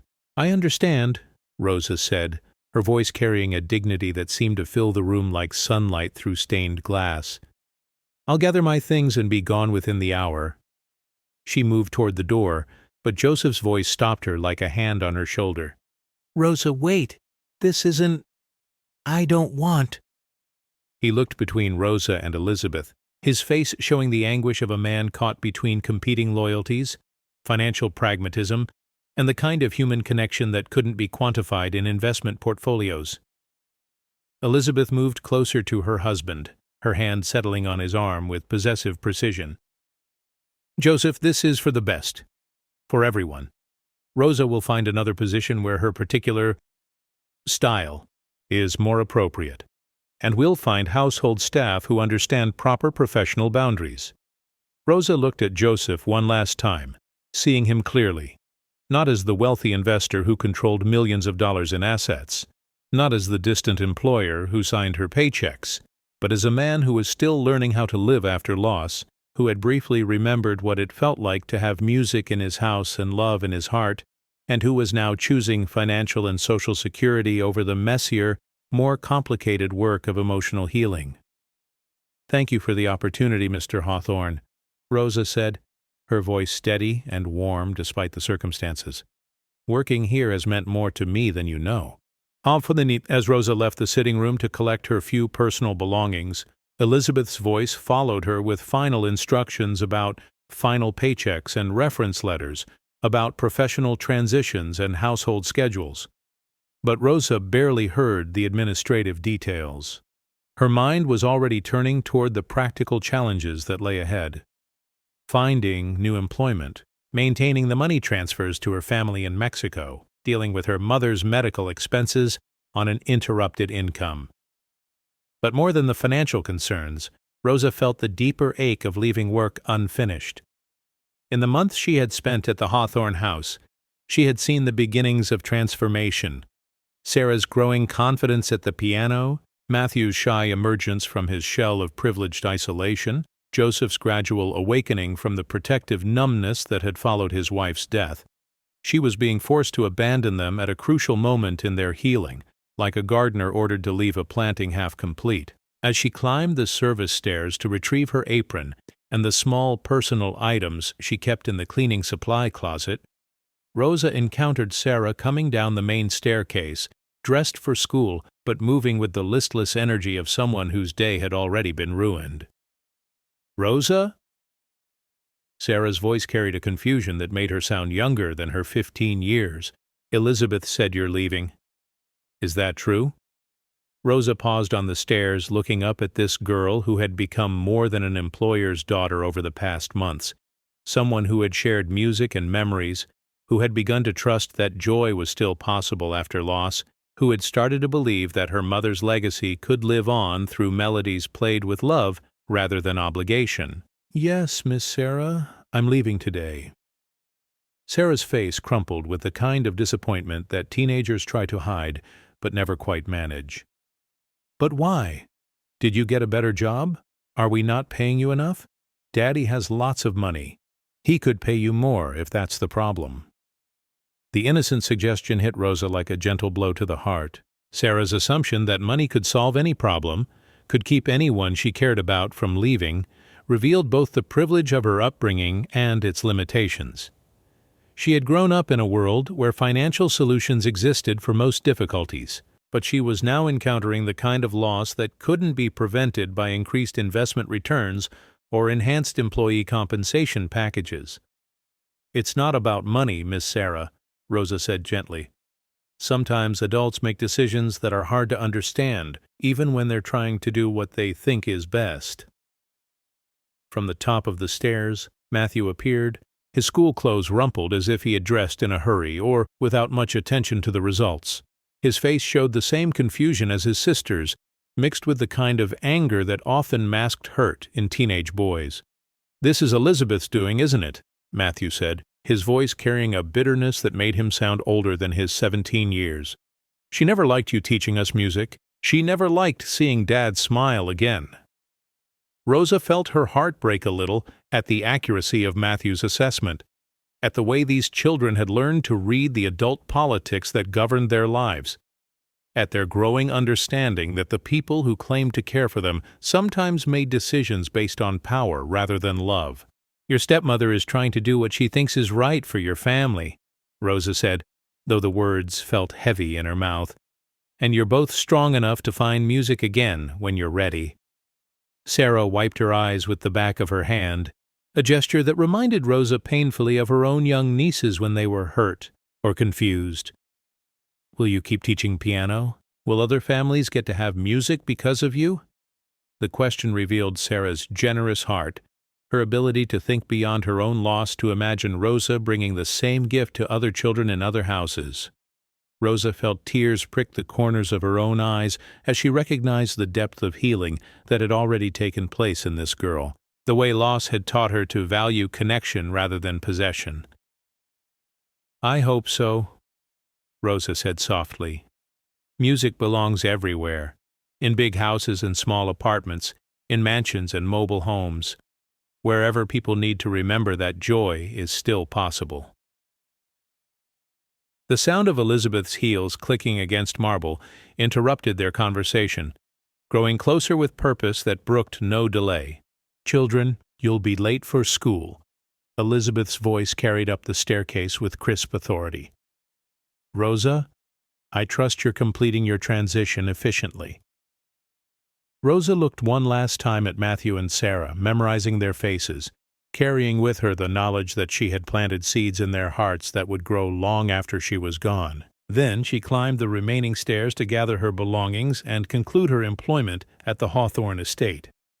20 minutes later, Rosa stood at the servants' entrance of the mansion, carrying the same small bag she had brought with her on her first day months ago. The morning fog was lifting from Pacific Heights, revealing a city that sparkled with possibility for those who could afford to participate in its promises. But Rosa had learned long ago that her wealth was measured differently, in the trust of families who let her into their homes, in the healing she could bring to broken hearts, in the music she could coax from silence. Joseph appeared in the doorway behind her, his face showing the struggle between the practical decisions that governed his business life and the messier, more complicated impulses that had begun to govern his heart during the months of Rosa's employment. "Rosa, I want you to know," he began, then stopped, seeming to wrestle with words that his financial education had never taught him how to say. "It's all right, Mr. Hawthorne," Rosa said gently, turning to face him one last time. "Take care of your children. Remember that they need music more than they need anything money can buy." As Rosa walked away from the Hawthorne mansion, her worn shoes silent on the sidewalk that led to the bus stop and the rest of her life, she carried with her the echo of piano melodies and the memory of a family learning to love again. Behind her, in the windows of the house, 3 faces watched her departure with the kind of loss that couldn't be calculated in financial statements or resolved through investment strategies. The morning fog swirled around Rosa like a gentle embrace as she disappeared into the city that had brought her to this mansion and was now carrying her away from it. But the music she had planted in the hearts of the Hawthorne family would continue playing long after her footsteps had faded into silence. The weeks that followed Rosa's departure from the Hawthorne estate passed with the dull heaviness of a song played in a minor key, each day marking another measure in a composition that seemed to have lost its melody. The house settled back into its previous silence, but now that silence felt different, not peaceful, but hollow, like the echo of music that had stopped playing. Elizabeth moved through the rooms with the satisfied efficiency of someone who had successfully restored order to a situation that had threatened to spiral beyond control. She hired a new cleaning service, a professional company whose employees arrived in matching uniforms, completed their tasks with mechanical precision, and departed without ever learning the names of the family members whose lives they briefly intersected. The marble floors gleamed with the same brightness Rosa had achieved. The silver sparkled with identical luster, but the warmth that had begun to suffuse the house during Rosa's tenure evaporated like morning mist. Joseph returned to his previous routines with the grim determination of someone forcing himself through familiar motions. His investment portfolio continued to grow. His business meetings proceeded with their usual efficiency. His social calendar remained full of the charitable events and networking dinners that maintained his position in San Francisco's financial elite. But something had changed in his relationship with success. The numbers on his financial statements, the millions in real estate holdings, the cryptocurrency investments, the stock portfolios that fluctuated like heartbeats, all seemed somehow less substantial than they had before Rosa had reminded him what it felt like to be genuinely wealthy in ways that couldn't be measured in dollars or euros or gold. The children's reactions to Rosa's absence revealed the depth of the connection she had forged with them during her brief time in their lives. Sarah's piano lessons with her expensive private instructor resumed, but the sessions lacked the joy that had characterized her morning music sessions with Rosa. Her technique improved under professional guidance, but the life had gone out of her playing, leaving her music technically correct but emotionally hollow, like a photograph of a sunset rather than the actual experience of watching day fade into night. Matthew withdrew into his college preparations with renewed intensity, as if academic achievement might fill the silence that Rosa's departure had left in their home. His acceptance to Harvard remained secure. His trust fund would ensure his financial future regardless of his grades, but he found himself struggling with questions that his expensive education had never taught him to answer. Why did money feel meaningless when the people you cared about weren't around to share it? How could a family have everything they needed and still feel like they were starving? The grand piano in the living room sat silent once again, its keys gathering dust despite the regular attention of the new cleaning service. Elizabeth had suggested having it moved to storage or perhaps donated to one of her charitable organizations, but Joseph found himself unable to authorize its removal. Sometimes, late at night, when the house was wrapped in darkness and sleep, he would stand in the living room doorway and remember the morning when Rosa's gentle teaching had filled that space with more life than all his investments had ever created. But it was the small, seemingly insignificant changes that revealed the true cost of Rosa's absence. The house plants that had flourished under her care began to wither despite professional maintenance. The subtle touches that had made each room feel welcoming, flowers positioned to catch the morning light, magazines arranged at just the right angle, coffee cups placed where the warmth would last longest, disappeared, replaced by professional arrangements that were beautiful but sterile. Most telling of all was the change in the house's emotional atmosphere. The new cleaning staff was efficient but invisible, present without making any impression on the family's daily life. They cleaned around the Hawthorne family members as if they were pieces of expensive furniture, valuable objects to be protected, but not engaged with. No one hummed while working. No one noticed when family members seemed sad or anxious. No one offered the kind of wordless comfort that comes from simply being seen and acknowledged as fully human. Joseph began to understand, with the clarity that sometimes comes too late, that Rosa had brought far more to their household than professional cleaning services. She had offered something that his wealth couldn't purchase from any company, no matter how expensive, the gift of being genuinely cared for by someone who asked nothing in return except basic dignity and respect. 3 weeks after Rosa's departure, the first crack in Elizabeth's carefully controlled household management appeared in the form of a phone call that would change everything. Joseph was in his study, reviewing quarterly reports from his financial advisors, when Elizabeth knocked on his door with uncharacteristic hesitation. "Joseph," she said, her voice carrying a note he had never heard before, uncertainty mixed with something that might have been fear. "There's been a situation that requires your attention." Elizabeth entered the study with the careful movements of someone delivering bad news, but her expression revealed more complexity than simple concern. Her ice-blue eyes showed something that looked almost like guilt, mixed with defiance and defensive anticipation. "What kind of situation?" Joseph asked, setting down the financial reports that suddenly seemed less important than Elizabeth's obvious distress. "It concerns Rosa," Elizabeth said, the name falling from her lips like an admission of something she had hoped never to acknowledge. "I've received some information about her current circumstances that perhaps should be considered in light of her previous employment with us." Joseph felt something cold settle in his stomach, the same sensation he experienced when reviewing investment reports that revealed significant losses in his portfolio. "What information?" Elizabeth moved to the window, her back to him, speaking to the cityscape beyond the glass rather than meeting his eyes. "Rosa's mother has been hospitalized in Mexico. Serious surgery, expensive medical bills, family crisis. Rosa has been struggling to manage the financial obligations while maintaining employment that allows her to send money to her family." The words hit Joseph like physical blows.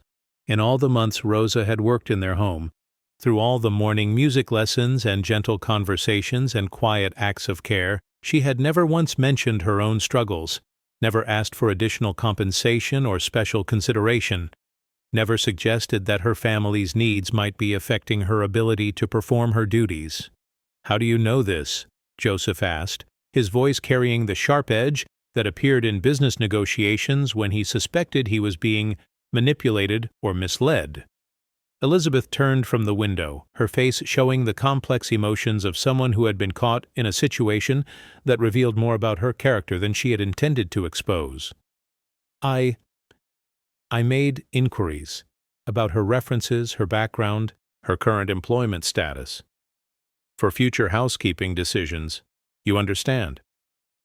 But Joseph had spent years reading people's expressions during high-stakes financial negotiations, and he could see the truth beneath Elizabeth's carefully constructed explanation. She had been monitoring Rosa not for practical household management reasons, but because she felt threatened by the connection Rosa had forged with his family, because she needed to confirm that dismissing Rosa had been the correct decision, because some part of her heart had never been entirely comfortable with the cruelty she had shown to someone whose only crime had been bringing joy back to their home. "Where is she now?" Joseph asked, his voice quiet but carrying the authority that had served him well in boardrooms and business deals. She's working multiple jobs, cleaning office buildings at night, housekeeping for several different families during the day, trying to maintain enough income to cover her living expenses while sending money to Mexico for her mother's medical care." Elizabeth's voice grew smaller with each detail, as if she were reading an indictment of her own actions rather than providing information about Rosa's current situation.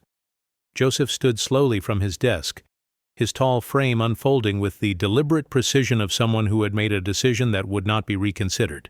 The financial reports scattered across his desk, investments worth millions, profit margins that had seemed so important just minutes before, now looked like meaningless numbers on meaningless pages. "I want her address," he said, his voice carrying the finality of a business decision that brooked no negotiation. "Joseph, I don't think that's wise. We've made the transition, found new household staff, established appropriate boundaries. Reopening these connections could create complications that—" "I want her address," Joseph repeated, and something in his tone made Elizabeth step back from whatever argument she had been preparing. That evening, as San Francisco settled into the golden hour that made even the city's most modest neighborhoods look touched by magic, Joseph drove his luxury car through streets he had never explored, toward an address in the Mission District that existed in a world completely foreign to his Pacific Heights mansion and downtown financial offices. Rosa's neighborhood revealed itself slowly as he navigated narrow streets lined with colorful murals, family-owned shops, and apartment buildings that had seen decades of working families build their dreams one day at a time. The evening air carried the scent of fresh tortillas from corner bakeries, the sound of children playing in small courtyards, the music of languages and cultures that mixed and flowed like ingredients in a complex, nourishing stew. He found Rosa's building, a modest three-story structure painted in warm earth tones, with metal balconies where residents had created small gardens in coffee cans and flower pots, where laundry hung on lines to dry in the evening breeze, where the sounds of family life echoed through open windows like a symphony of human connection. Joseph climbed the narrow stairs to the third floor, each step taking him further from his familiar world of investment portfolios and business relationships, deeper into a reality where wealth was measured in different currency, in neighbors who knew each other's names, in communities that took care of their elderly and their young, in the kind of richness that couldn't be calculated in financial statements but could be felt in the warmth of genuine human care. Rosa's apartment door was painted a cheerful blue, with a small nameplate that read, R. Martinez, in careful script. Joseph stood before that door for several minutes, his hand raised to knock, suddenly uncertain about what he was doing, what he hoped to accomplish, what right he had to intrude into Rosa's personal life after the way his household had treated her. But before he could knock, the door opened, and Rosa stood before him, not the uniformed housekeeper who had moved through his mansion like a gentle ghost, but a woman in her own space, wearing comfortable clothes and carrying about her the unmistakable air of someone who belonged exactly where she was. For a moment, neither of them spoke. Joseph saw Rosa's surprise, followed by a complex mixture of emotions that crossed her face like weather patterns across a clear sky: confusion, concern, and something that might have been cautious hope. "Mr. Hawthorne," Rosa said finally, her voice carrying the same gentle dignity that had characterized all their previous interactions. "This is unexpected." Joseph looked into Rosa's dark eyes and saw reflected there the same quiet strength that had helped heal his family, the same wisdom that had brought music back to their silent rooms, the same generous heart that had never once complained about her own troubles while caring so deeply for theirs. "Rosa," he said, his voice rusty with emotions his business training had never taught him how to express, "I've come to ask for your forgiveness, and to see if there might be a way to make things right." Rosa's small apartment revealed itself to Joseph with the same quiet dignity that had characterized everything about her presence in his home. The studio was perhaps a quarter the size of his walk-in closet, but every inch had been arranged with thoughtful care that spoke of someone who understood that wealth was not measured in square footage but in the love that filled available space. Family photographs covered every surface, images of smiling children and weathered elders, of celebrations and quiet moments, of a woman who had built rich connections despite limited financial resources. A small altar in one corner held candles and flowers beside pictures of those who had passed on, creating a shrine to memory that honored the dead while celebrating the continuing love of the living. Books from the public library were stacked beside a comfortable chair positioned to catch the afternoon light, their worn covers testifying to countless hours of reading that had transported Rosa to worlds beyond her modest circumstances. The kitchen consisted of a hot plate and a small refrigerator, but Rosa moved through the space with the efficiency of someone who had learned to create nourishing meals from simple ingredients. She prepared coffee in a small pot that had clearly traveled with her from Mexico, the ritual of brewing and serving performed with the same careful attention she had brought to every task in the Hawthorne household. Joseph sat on the one chair Rosa offered him, a simple wooden seat that was more comfortable than furniture in his mansion that had cost thousands of dollars. He looked around the apartment with the eyes of someone seeing a different definition of wealth for the first time, understanding that Rosa had created something in this tiny space that all his money had been unable to achieve in his grand house, a true home. "Your mother," Joseph said, Accepting the coffee cup Rosa offered him with hands that showed the calluses and scars of physical work performed with pride.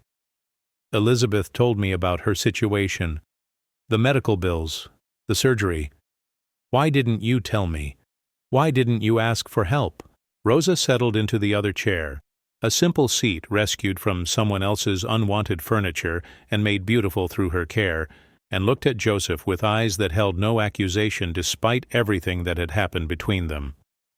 "Mr. Hawthorne," she said gently, her voice carrying the patience of someone who had learned to explain complicated truths to people who lived in simpler worlds. "You hired me to clean your house, not to solve my problems. My mother's illness, my family's struggles.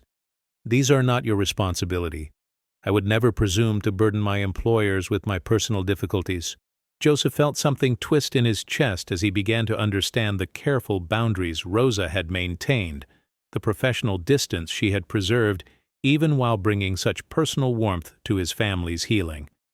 He had employed hundreds of people over the years, financial advisors, business managers, household staff. But none of them had ever shown the kind of ethical integrity that had led Rosa to carry her burdens in silence, rather than risk compromising her professional relationships. "But we're not just employer and employee," Joseph said, his voice carrying a conviction that surprised him with its strength. "What happened between us? Between you and the children. That was something more, something important." Rosa's smile was gentle, but tinged with sadness, like sunlight filtered through tears. "Mr. Hawthorne, what happened between us was beautiful while it lasted. Your children learned to find music again. You remembered how to smile. Your house began to feel alive. But that time is over now. You have your life, and I have mine." Joseph set down his coffee cup and leaned forward, his businessman's intensity focused now on something far more important than any investment portfolio he had ever managed. What if it doesn't have to be over? What if there was a way to fix what went wrong? Rosa's expression showed the careful wariness of someone who had learned not to trust offers that seemed too good to be true. "I don't understand." Joseph took a deep breath, feeling like he was about to make the most important business proposal of his career, except that this negotiation was about something that couldn't be measured in dollars or euros or cryptocurrency values. "Come back to work for us," he said, his words carrying the weight of decisions that had been made and unmade, of priorities that had been reconsidered and rearranged. Not as a housekeeper, as a family care coordinator, a music teacher, whatever title makes sense. "I'll pay you twice what you were making before. I'll establish a college fund for your nephew in Mexico. I'll cover all your mother's medical expenses. I'll create a position that recognizes what you actually brought to our household."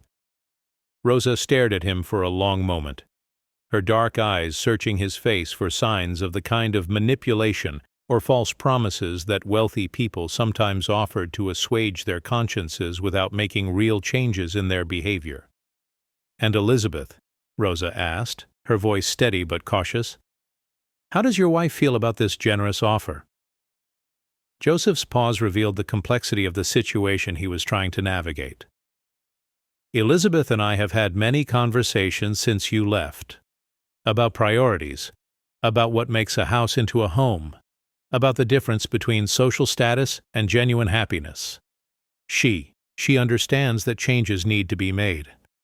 But Rosa had spent years reading the subtle signals that revealed the truth beneath polite words, and she could hear in Joseph's voice the careful phrasing of someone who was not entirely certain of his own authority in his own household.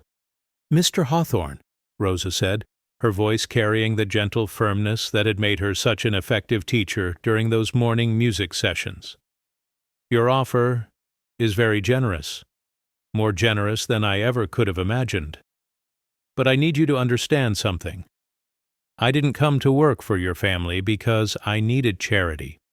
I came because I believed I could provide good service for fair compensation, and I don't want to return unless you can promise me that I would be valued for my work, not pitied for my circumstances." Joseph felt the truth of Rosa's words settle in his chest like a weight he hadn't known he was carrying. She wasn't asking for financial rescue. She was asking for the kind of respect and dignity that his money couldn't purchase.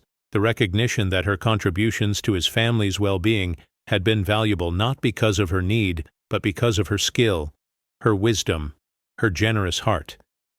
"You're right," he said, his voice quiet with the humility that comes from recognizing one's own failures. "I didn't value your work properly when you were with us. I let Elizabeth's concerns about social boundaries override my recognition of what you were accomplishing with my children, with our family. I let fear of what others might think prevent me from defending someone who had brought healing to people I love."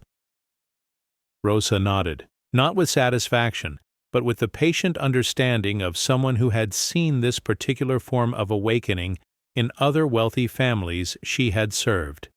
"Fear is powerful, Mr. Hawthorne.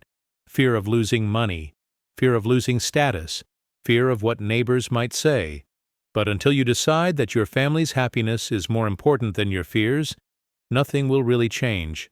Joseph looked around Rosa's tiny apartment again, seeing with new eyes the pictures of her extended family, the certificates from English classes she had taken at the community college, the well-worn books that spoke of someone committed to lifelong learning despite limited formal education. He began to understand that Rosa possessed something he had spent his entire career trying to acquire: the security that comes from knowing exactly who you are and what you value, regardless of what others might think or say. "Teach me," Joseph said suddenly, the words surprising him as much as they seemed to surprise Rosa. "Teach me how to build the kind of wealth you have here. Not money. I know how to make money. But this," he gestured around the apartment, encompassing the warmth and connection and genuine contentment that filled the small space. "Teach me how to create this kind of richness in my house." Rosa studied his face with the careful attention of someone deciding whether to trust a promise that could change both their lives.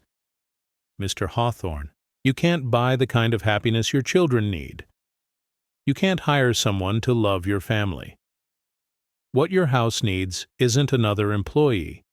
It needs you to remember how to be a father, how to be present, how to choose love over fear, even when that choice feels risky." Joseph felt tears prick the corners of his eyes as he recognized the truth that Rosa was offering him. Not just employment, but education in forms of wealth that his business schools had never taught him to calculate. "I want to learn," he said, his voice carrying the vulnerability of someone admitting that, despite all his financial success, he still had fundamental lessons to master. "Will you teach me? Will you help me rebuild what we started to create before I let fear destroy it?" Rosa was quiet for several minutes, sipping her coffee, and looking out the small window that offered a view of the courtyard where children played and neighbors called to each other in the evening light. When she finally spoke, her voice carried the weight of decisions that would affect not just her own future, but the emotional well-being of a family that had briefly learned to live again under her gentle guidance. "I'll make you a different offer, Mr. Hawthorne," she said, her dark eyes meeting his with steadiness that spoke of someone who had found her own power and intended to use it wisely. "I'll come back to work for your family, but not as an employee. As a partner in creating the kind of home your children deserve. I'll accept fair compensation for my time and skills, but I won't accept charity or pity. And I'll only stay as long as I'm treated with the respect and dignity that every human being deserves, regardless of their education or background or bank account balance." Joseph extended his hand toward Rosa, understanding that he was about to shake on the most important agreement of his life. Not a business deal measured in millions of dollars, but a partnership that might teach him how to be truly wealthy in ways that mattered. "Partners," he said, his voice steady with commitment that went deeper than any investment strategy he had ever developed. Rosa took his hand, her work-calloused palm meeting his soft businessman's grip, in a gesture that bridged the gap between their different worlds while honoring the unique contributions each could make to the reconstruction of the Hawthorne family's future. "Partners," she agreed, and in that moment, both of them understood that they were about to begin the most challenging and rewarding work of their lives, the patient, daily task of building a home where love could flourish despite past wounds. where music could return to rooms that had forgotten how to sing, where a family could remember what it meant to choose each other over fear. The morning Rosa returned to the Hawthorne estate dawned clear and bright, with the kind of California sunshine that seemed to promise new beginnings and second chances. But the atmosphere inside the mansion felt charged with the electric tension of a family preparing for major changes, each member carrying their own hopes and anxieties about what Rosa's return might mean for their carefully reconstructed routines. Elizabeth stood in the foyer when Rosa arrived, her cream-colored suit immaculately tailored, her ash-blonde hair styled to perfection, her ice-blue eyes holding a complex mixture of emotions that she had been struggling to process since Joseph's announcement of Rosa's new position in their household. For several days, heated conversations had echoed through the mansion's elegant rooms as Elizabeth grappled with the reality that her authority over household management was being fundamentally challenged by forces she couldn't control through social manipulation or financial negotiation. "Rosa," Elizabeth said, her voice carrying the artificial warmth that had always preceded uncomfortable conversations. "Welcome back to the Hawthorne household." Rosa stood in the doorway with quiet dignity, carrying the same small bag she had brought on her first day months ago, wearing a simple dress that spoke of modesty and pride rather than the uniform that had previously marked her status as hired help. Her dark eyes met Elizabeth's gaze with steady strength, but without antagonism or triumph. She had returned not to claim victory over anyone, but to continue work that had been interrupted at a crucial moment. "Thank you, Mrs. Hawthorne," Rosa replied, her voice calm and professional despite the obvious tension that hung in the air between them like morning fog waiting to burn off. Joseph appeared from his study, and Rosa could see in his face the evidence of sleepless nights spent wrestling with decisions that went far beyond simple personnel management. He moved with the careful precision of someone who understood that his next words and actions would determine whether his family moved toward healing or deeper division. "Rosa," Joseph said, his voice carrying the weight of apology and hope in equal measure, "I'm glad you decided to give us another chance." Before Rosa could respond, the sound of running footsteps echoed through the mansion's marble halls, and Sarah burst into the foyer with the unguarded enthusiasm of a 15-year-old who had been holding her breath for weeks and could finally exhale. "Rosa," Sarah's voice cracked with emotion as she threw her arms around Rosa in a hug that dissolved all the careful boundaries that had previously governed their relationship. "I'm so sorry about what happened. I'm sorry Elizabeth made you leave. I'm sorry we didn't protect you." Rosa felt tears prick the corners of her eyes as she returned Sarah's embrace, understanding that this young woman had learned difficult lessons about power and fairness and the way fear could make people act against their own hearts. "It's all right, Miss Sarah. Sometimes people need time to understand what's really important. Sometimes families need to break a little before they can heal completely." Matthew appeared at the top of the grand staircase, his 17-year-old dignity preventing him from running, but his face showing the same relief and joy that had animated his sister. He descended the marble steps with careful composure, but when he reached Rosa, his careful teenage persona cracked just enough to reveal the child who had missed her gentle presence in his daily life. "I kept practicing the harmony you taught me," Matthew said, his voice carrying the shy pride of someone who had maintained faith that music would return to his house. "I wanted to be ready when you came back." Rosa looked around the foyer at this family that had welcomed her return with such genuine emotion, and she felt the familiar stirring in her chest that had always told her when she was in the right place at the right time to do work that mattered. But she also saw Elizabeth watching the reunion with carefully controlled expression, and Rosa understood that the real test of this new arrangement would not be the initial welcome, but the daily navigation of relationships that had been damaged and were still fragile. "I think," Rosa said gently, addressing the entire family but speaking particularly to Elizabeth, "we need to have a conversation about how this new arrangement will work. We're all good people who want what's best for this family, but we need to understand each other's concerns and expectations if we're going to build something healthy together. Elizabeth's posture stiffened slightly at the suggestion that she might need to participate in negotiations about household management. But Joseph's nod of agreement made it clear that Rosa's position in their home had fundamentally changed in ways that Elizabeth could not simply override through traditional authority. They gathered in the same sitting room where Rosa had been dismissed weeks earlier, but the configuration of the meeting was entirely different. Instead of standing while others sat, instead of being lectured about professional boundaries and social hierarchies, Rosa took a seat at the ornate table as an equal participant in discussions about the future of the Hawthorne family's daily life. "I want to be clear about my role here," Rosa began, her voice carrying the confident professionalism of someone who had learned to advocate for herself without diminishing others.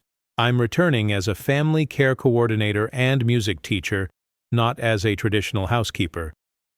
My primary responsibility is to support the emotional well-being of this family, to help maintain the connections that make this house feel like a home." Elizabeth leaned forward slightly, her business training compelling her to understand the parameters of any new arrangement. "And what does that mean, practically speaking? What are your specific duties and responsibilities?" Rosa smiled with the warmth of someone who appreciated direct questions and honest conversation. "It means I'll continue to care for the physical environment of the house, because I believe beautiful spaces support emotional health. But it also means I'll teach music to anyone who wants to learn. I'll organize family activities that bring people together. I'll notice when family members are struggling and find ways to offer support. I'll be a bridge builder, a connection maker, someone who helps this family remember how to love each other well." Joseph nodded with growing understanding of what Rosa was proposing. "And the household cleaning, the traditional housekeeping tasks. Oh, I'll coordinate with other staff to ensure everything is maintained beautifully," Rosa replied. "But my focus will be on the kind of care that can't be provided by cleaning services, the daily attention to emotional needs, the small gestures that make people feel valued and seen, the music lessons that help children express feelings they don't have words for yet." Elizabeth was quiet for several minutes, her face showing the internal calculations of someone trying to understand how this new arrangement would affect her own position and authority within the household. "And my role in household management? How do we coordinate our responsibilities?" Rosa looked at Elizabeth with eyes that held no challenge or threat, only the patient understanding of someone who recognized that this conversation was as difficult for Elizabeth as it had been for her. "Mrs. Hawthorne, you have skills and knowledge that I don't possess. You understand the social requirements of your family's position in San Francisco society. You know how to coordinate with caterers and event planners and charity organizations. I hope we can work together, each contributing what we do best." For the first time since Rosa's dismissal, Elizabeth's carefully controlled expression showed a crack of vulnerability. "I need to ask you something directly, Rosa. Are you here to replace me? To take over my role in this family?" The question hung in the air between them like a bridge that could either connect or divide, and Rosa understood that her answer would determine whether Elizabeth became an ally or an adversary in the work of rebuilding the Hawthorne family's emotional foundation.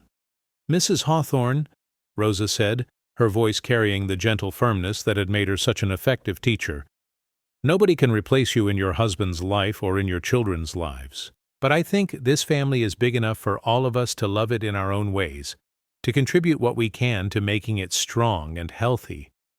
Sarah, who had been listening to the adult conversation with the intensity of someone whose own happiness depended on its outcome, suddenly spoke up with the clarity that sometimes comes from youth unburdened by adult complications. "Why can't we all just take care of each other?" she asked, her voice carrying the simple wisdom that adults often forget in their concern with hierarchy and territory. "Rosa takes care of the house and teaches us music.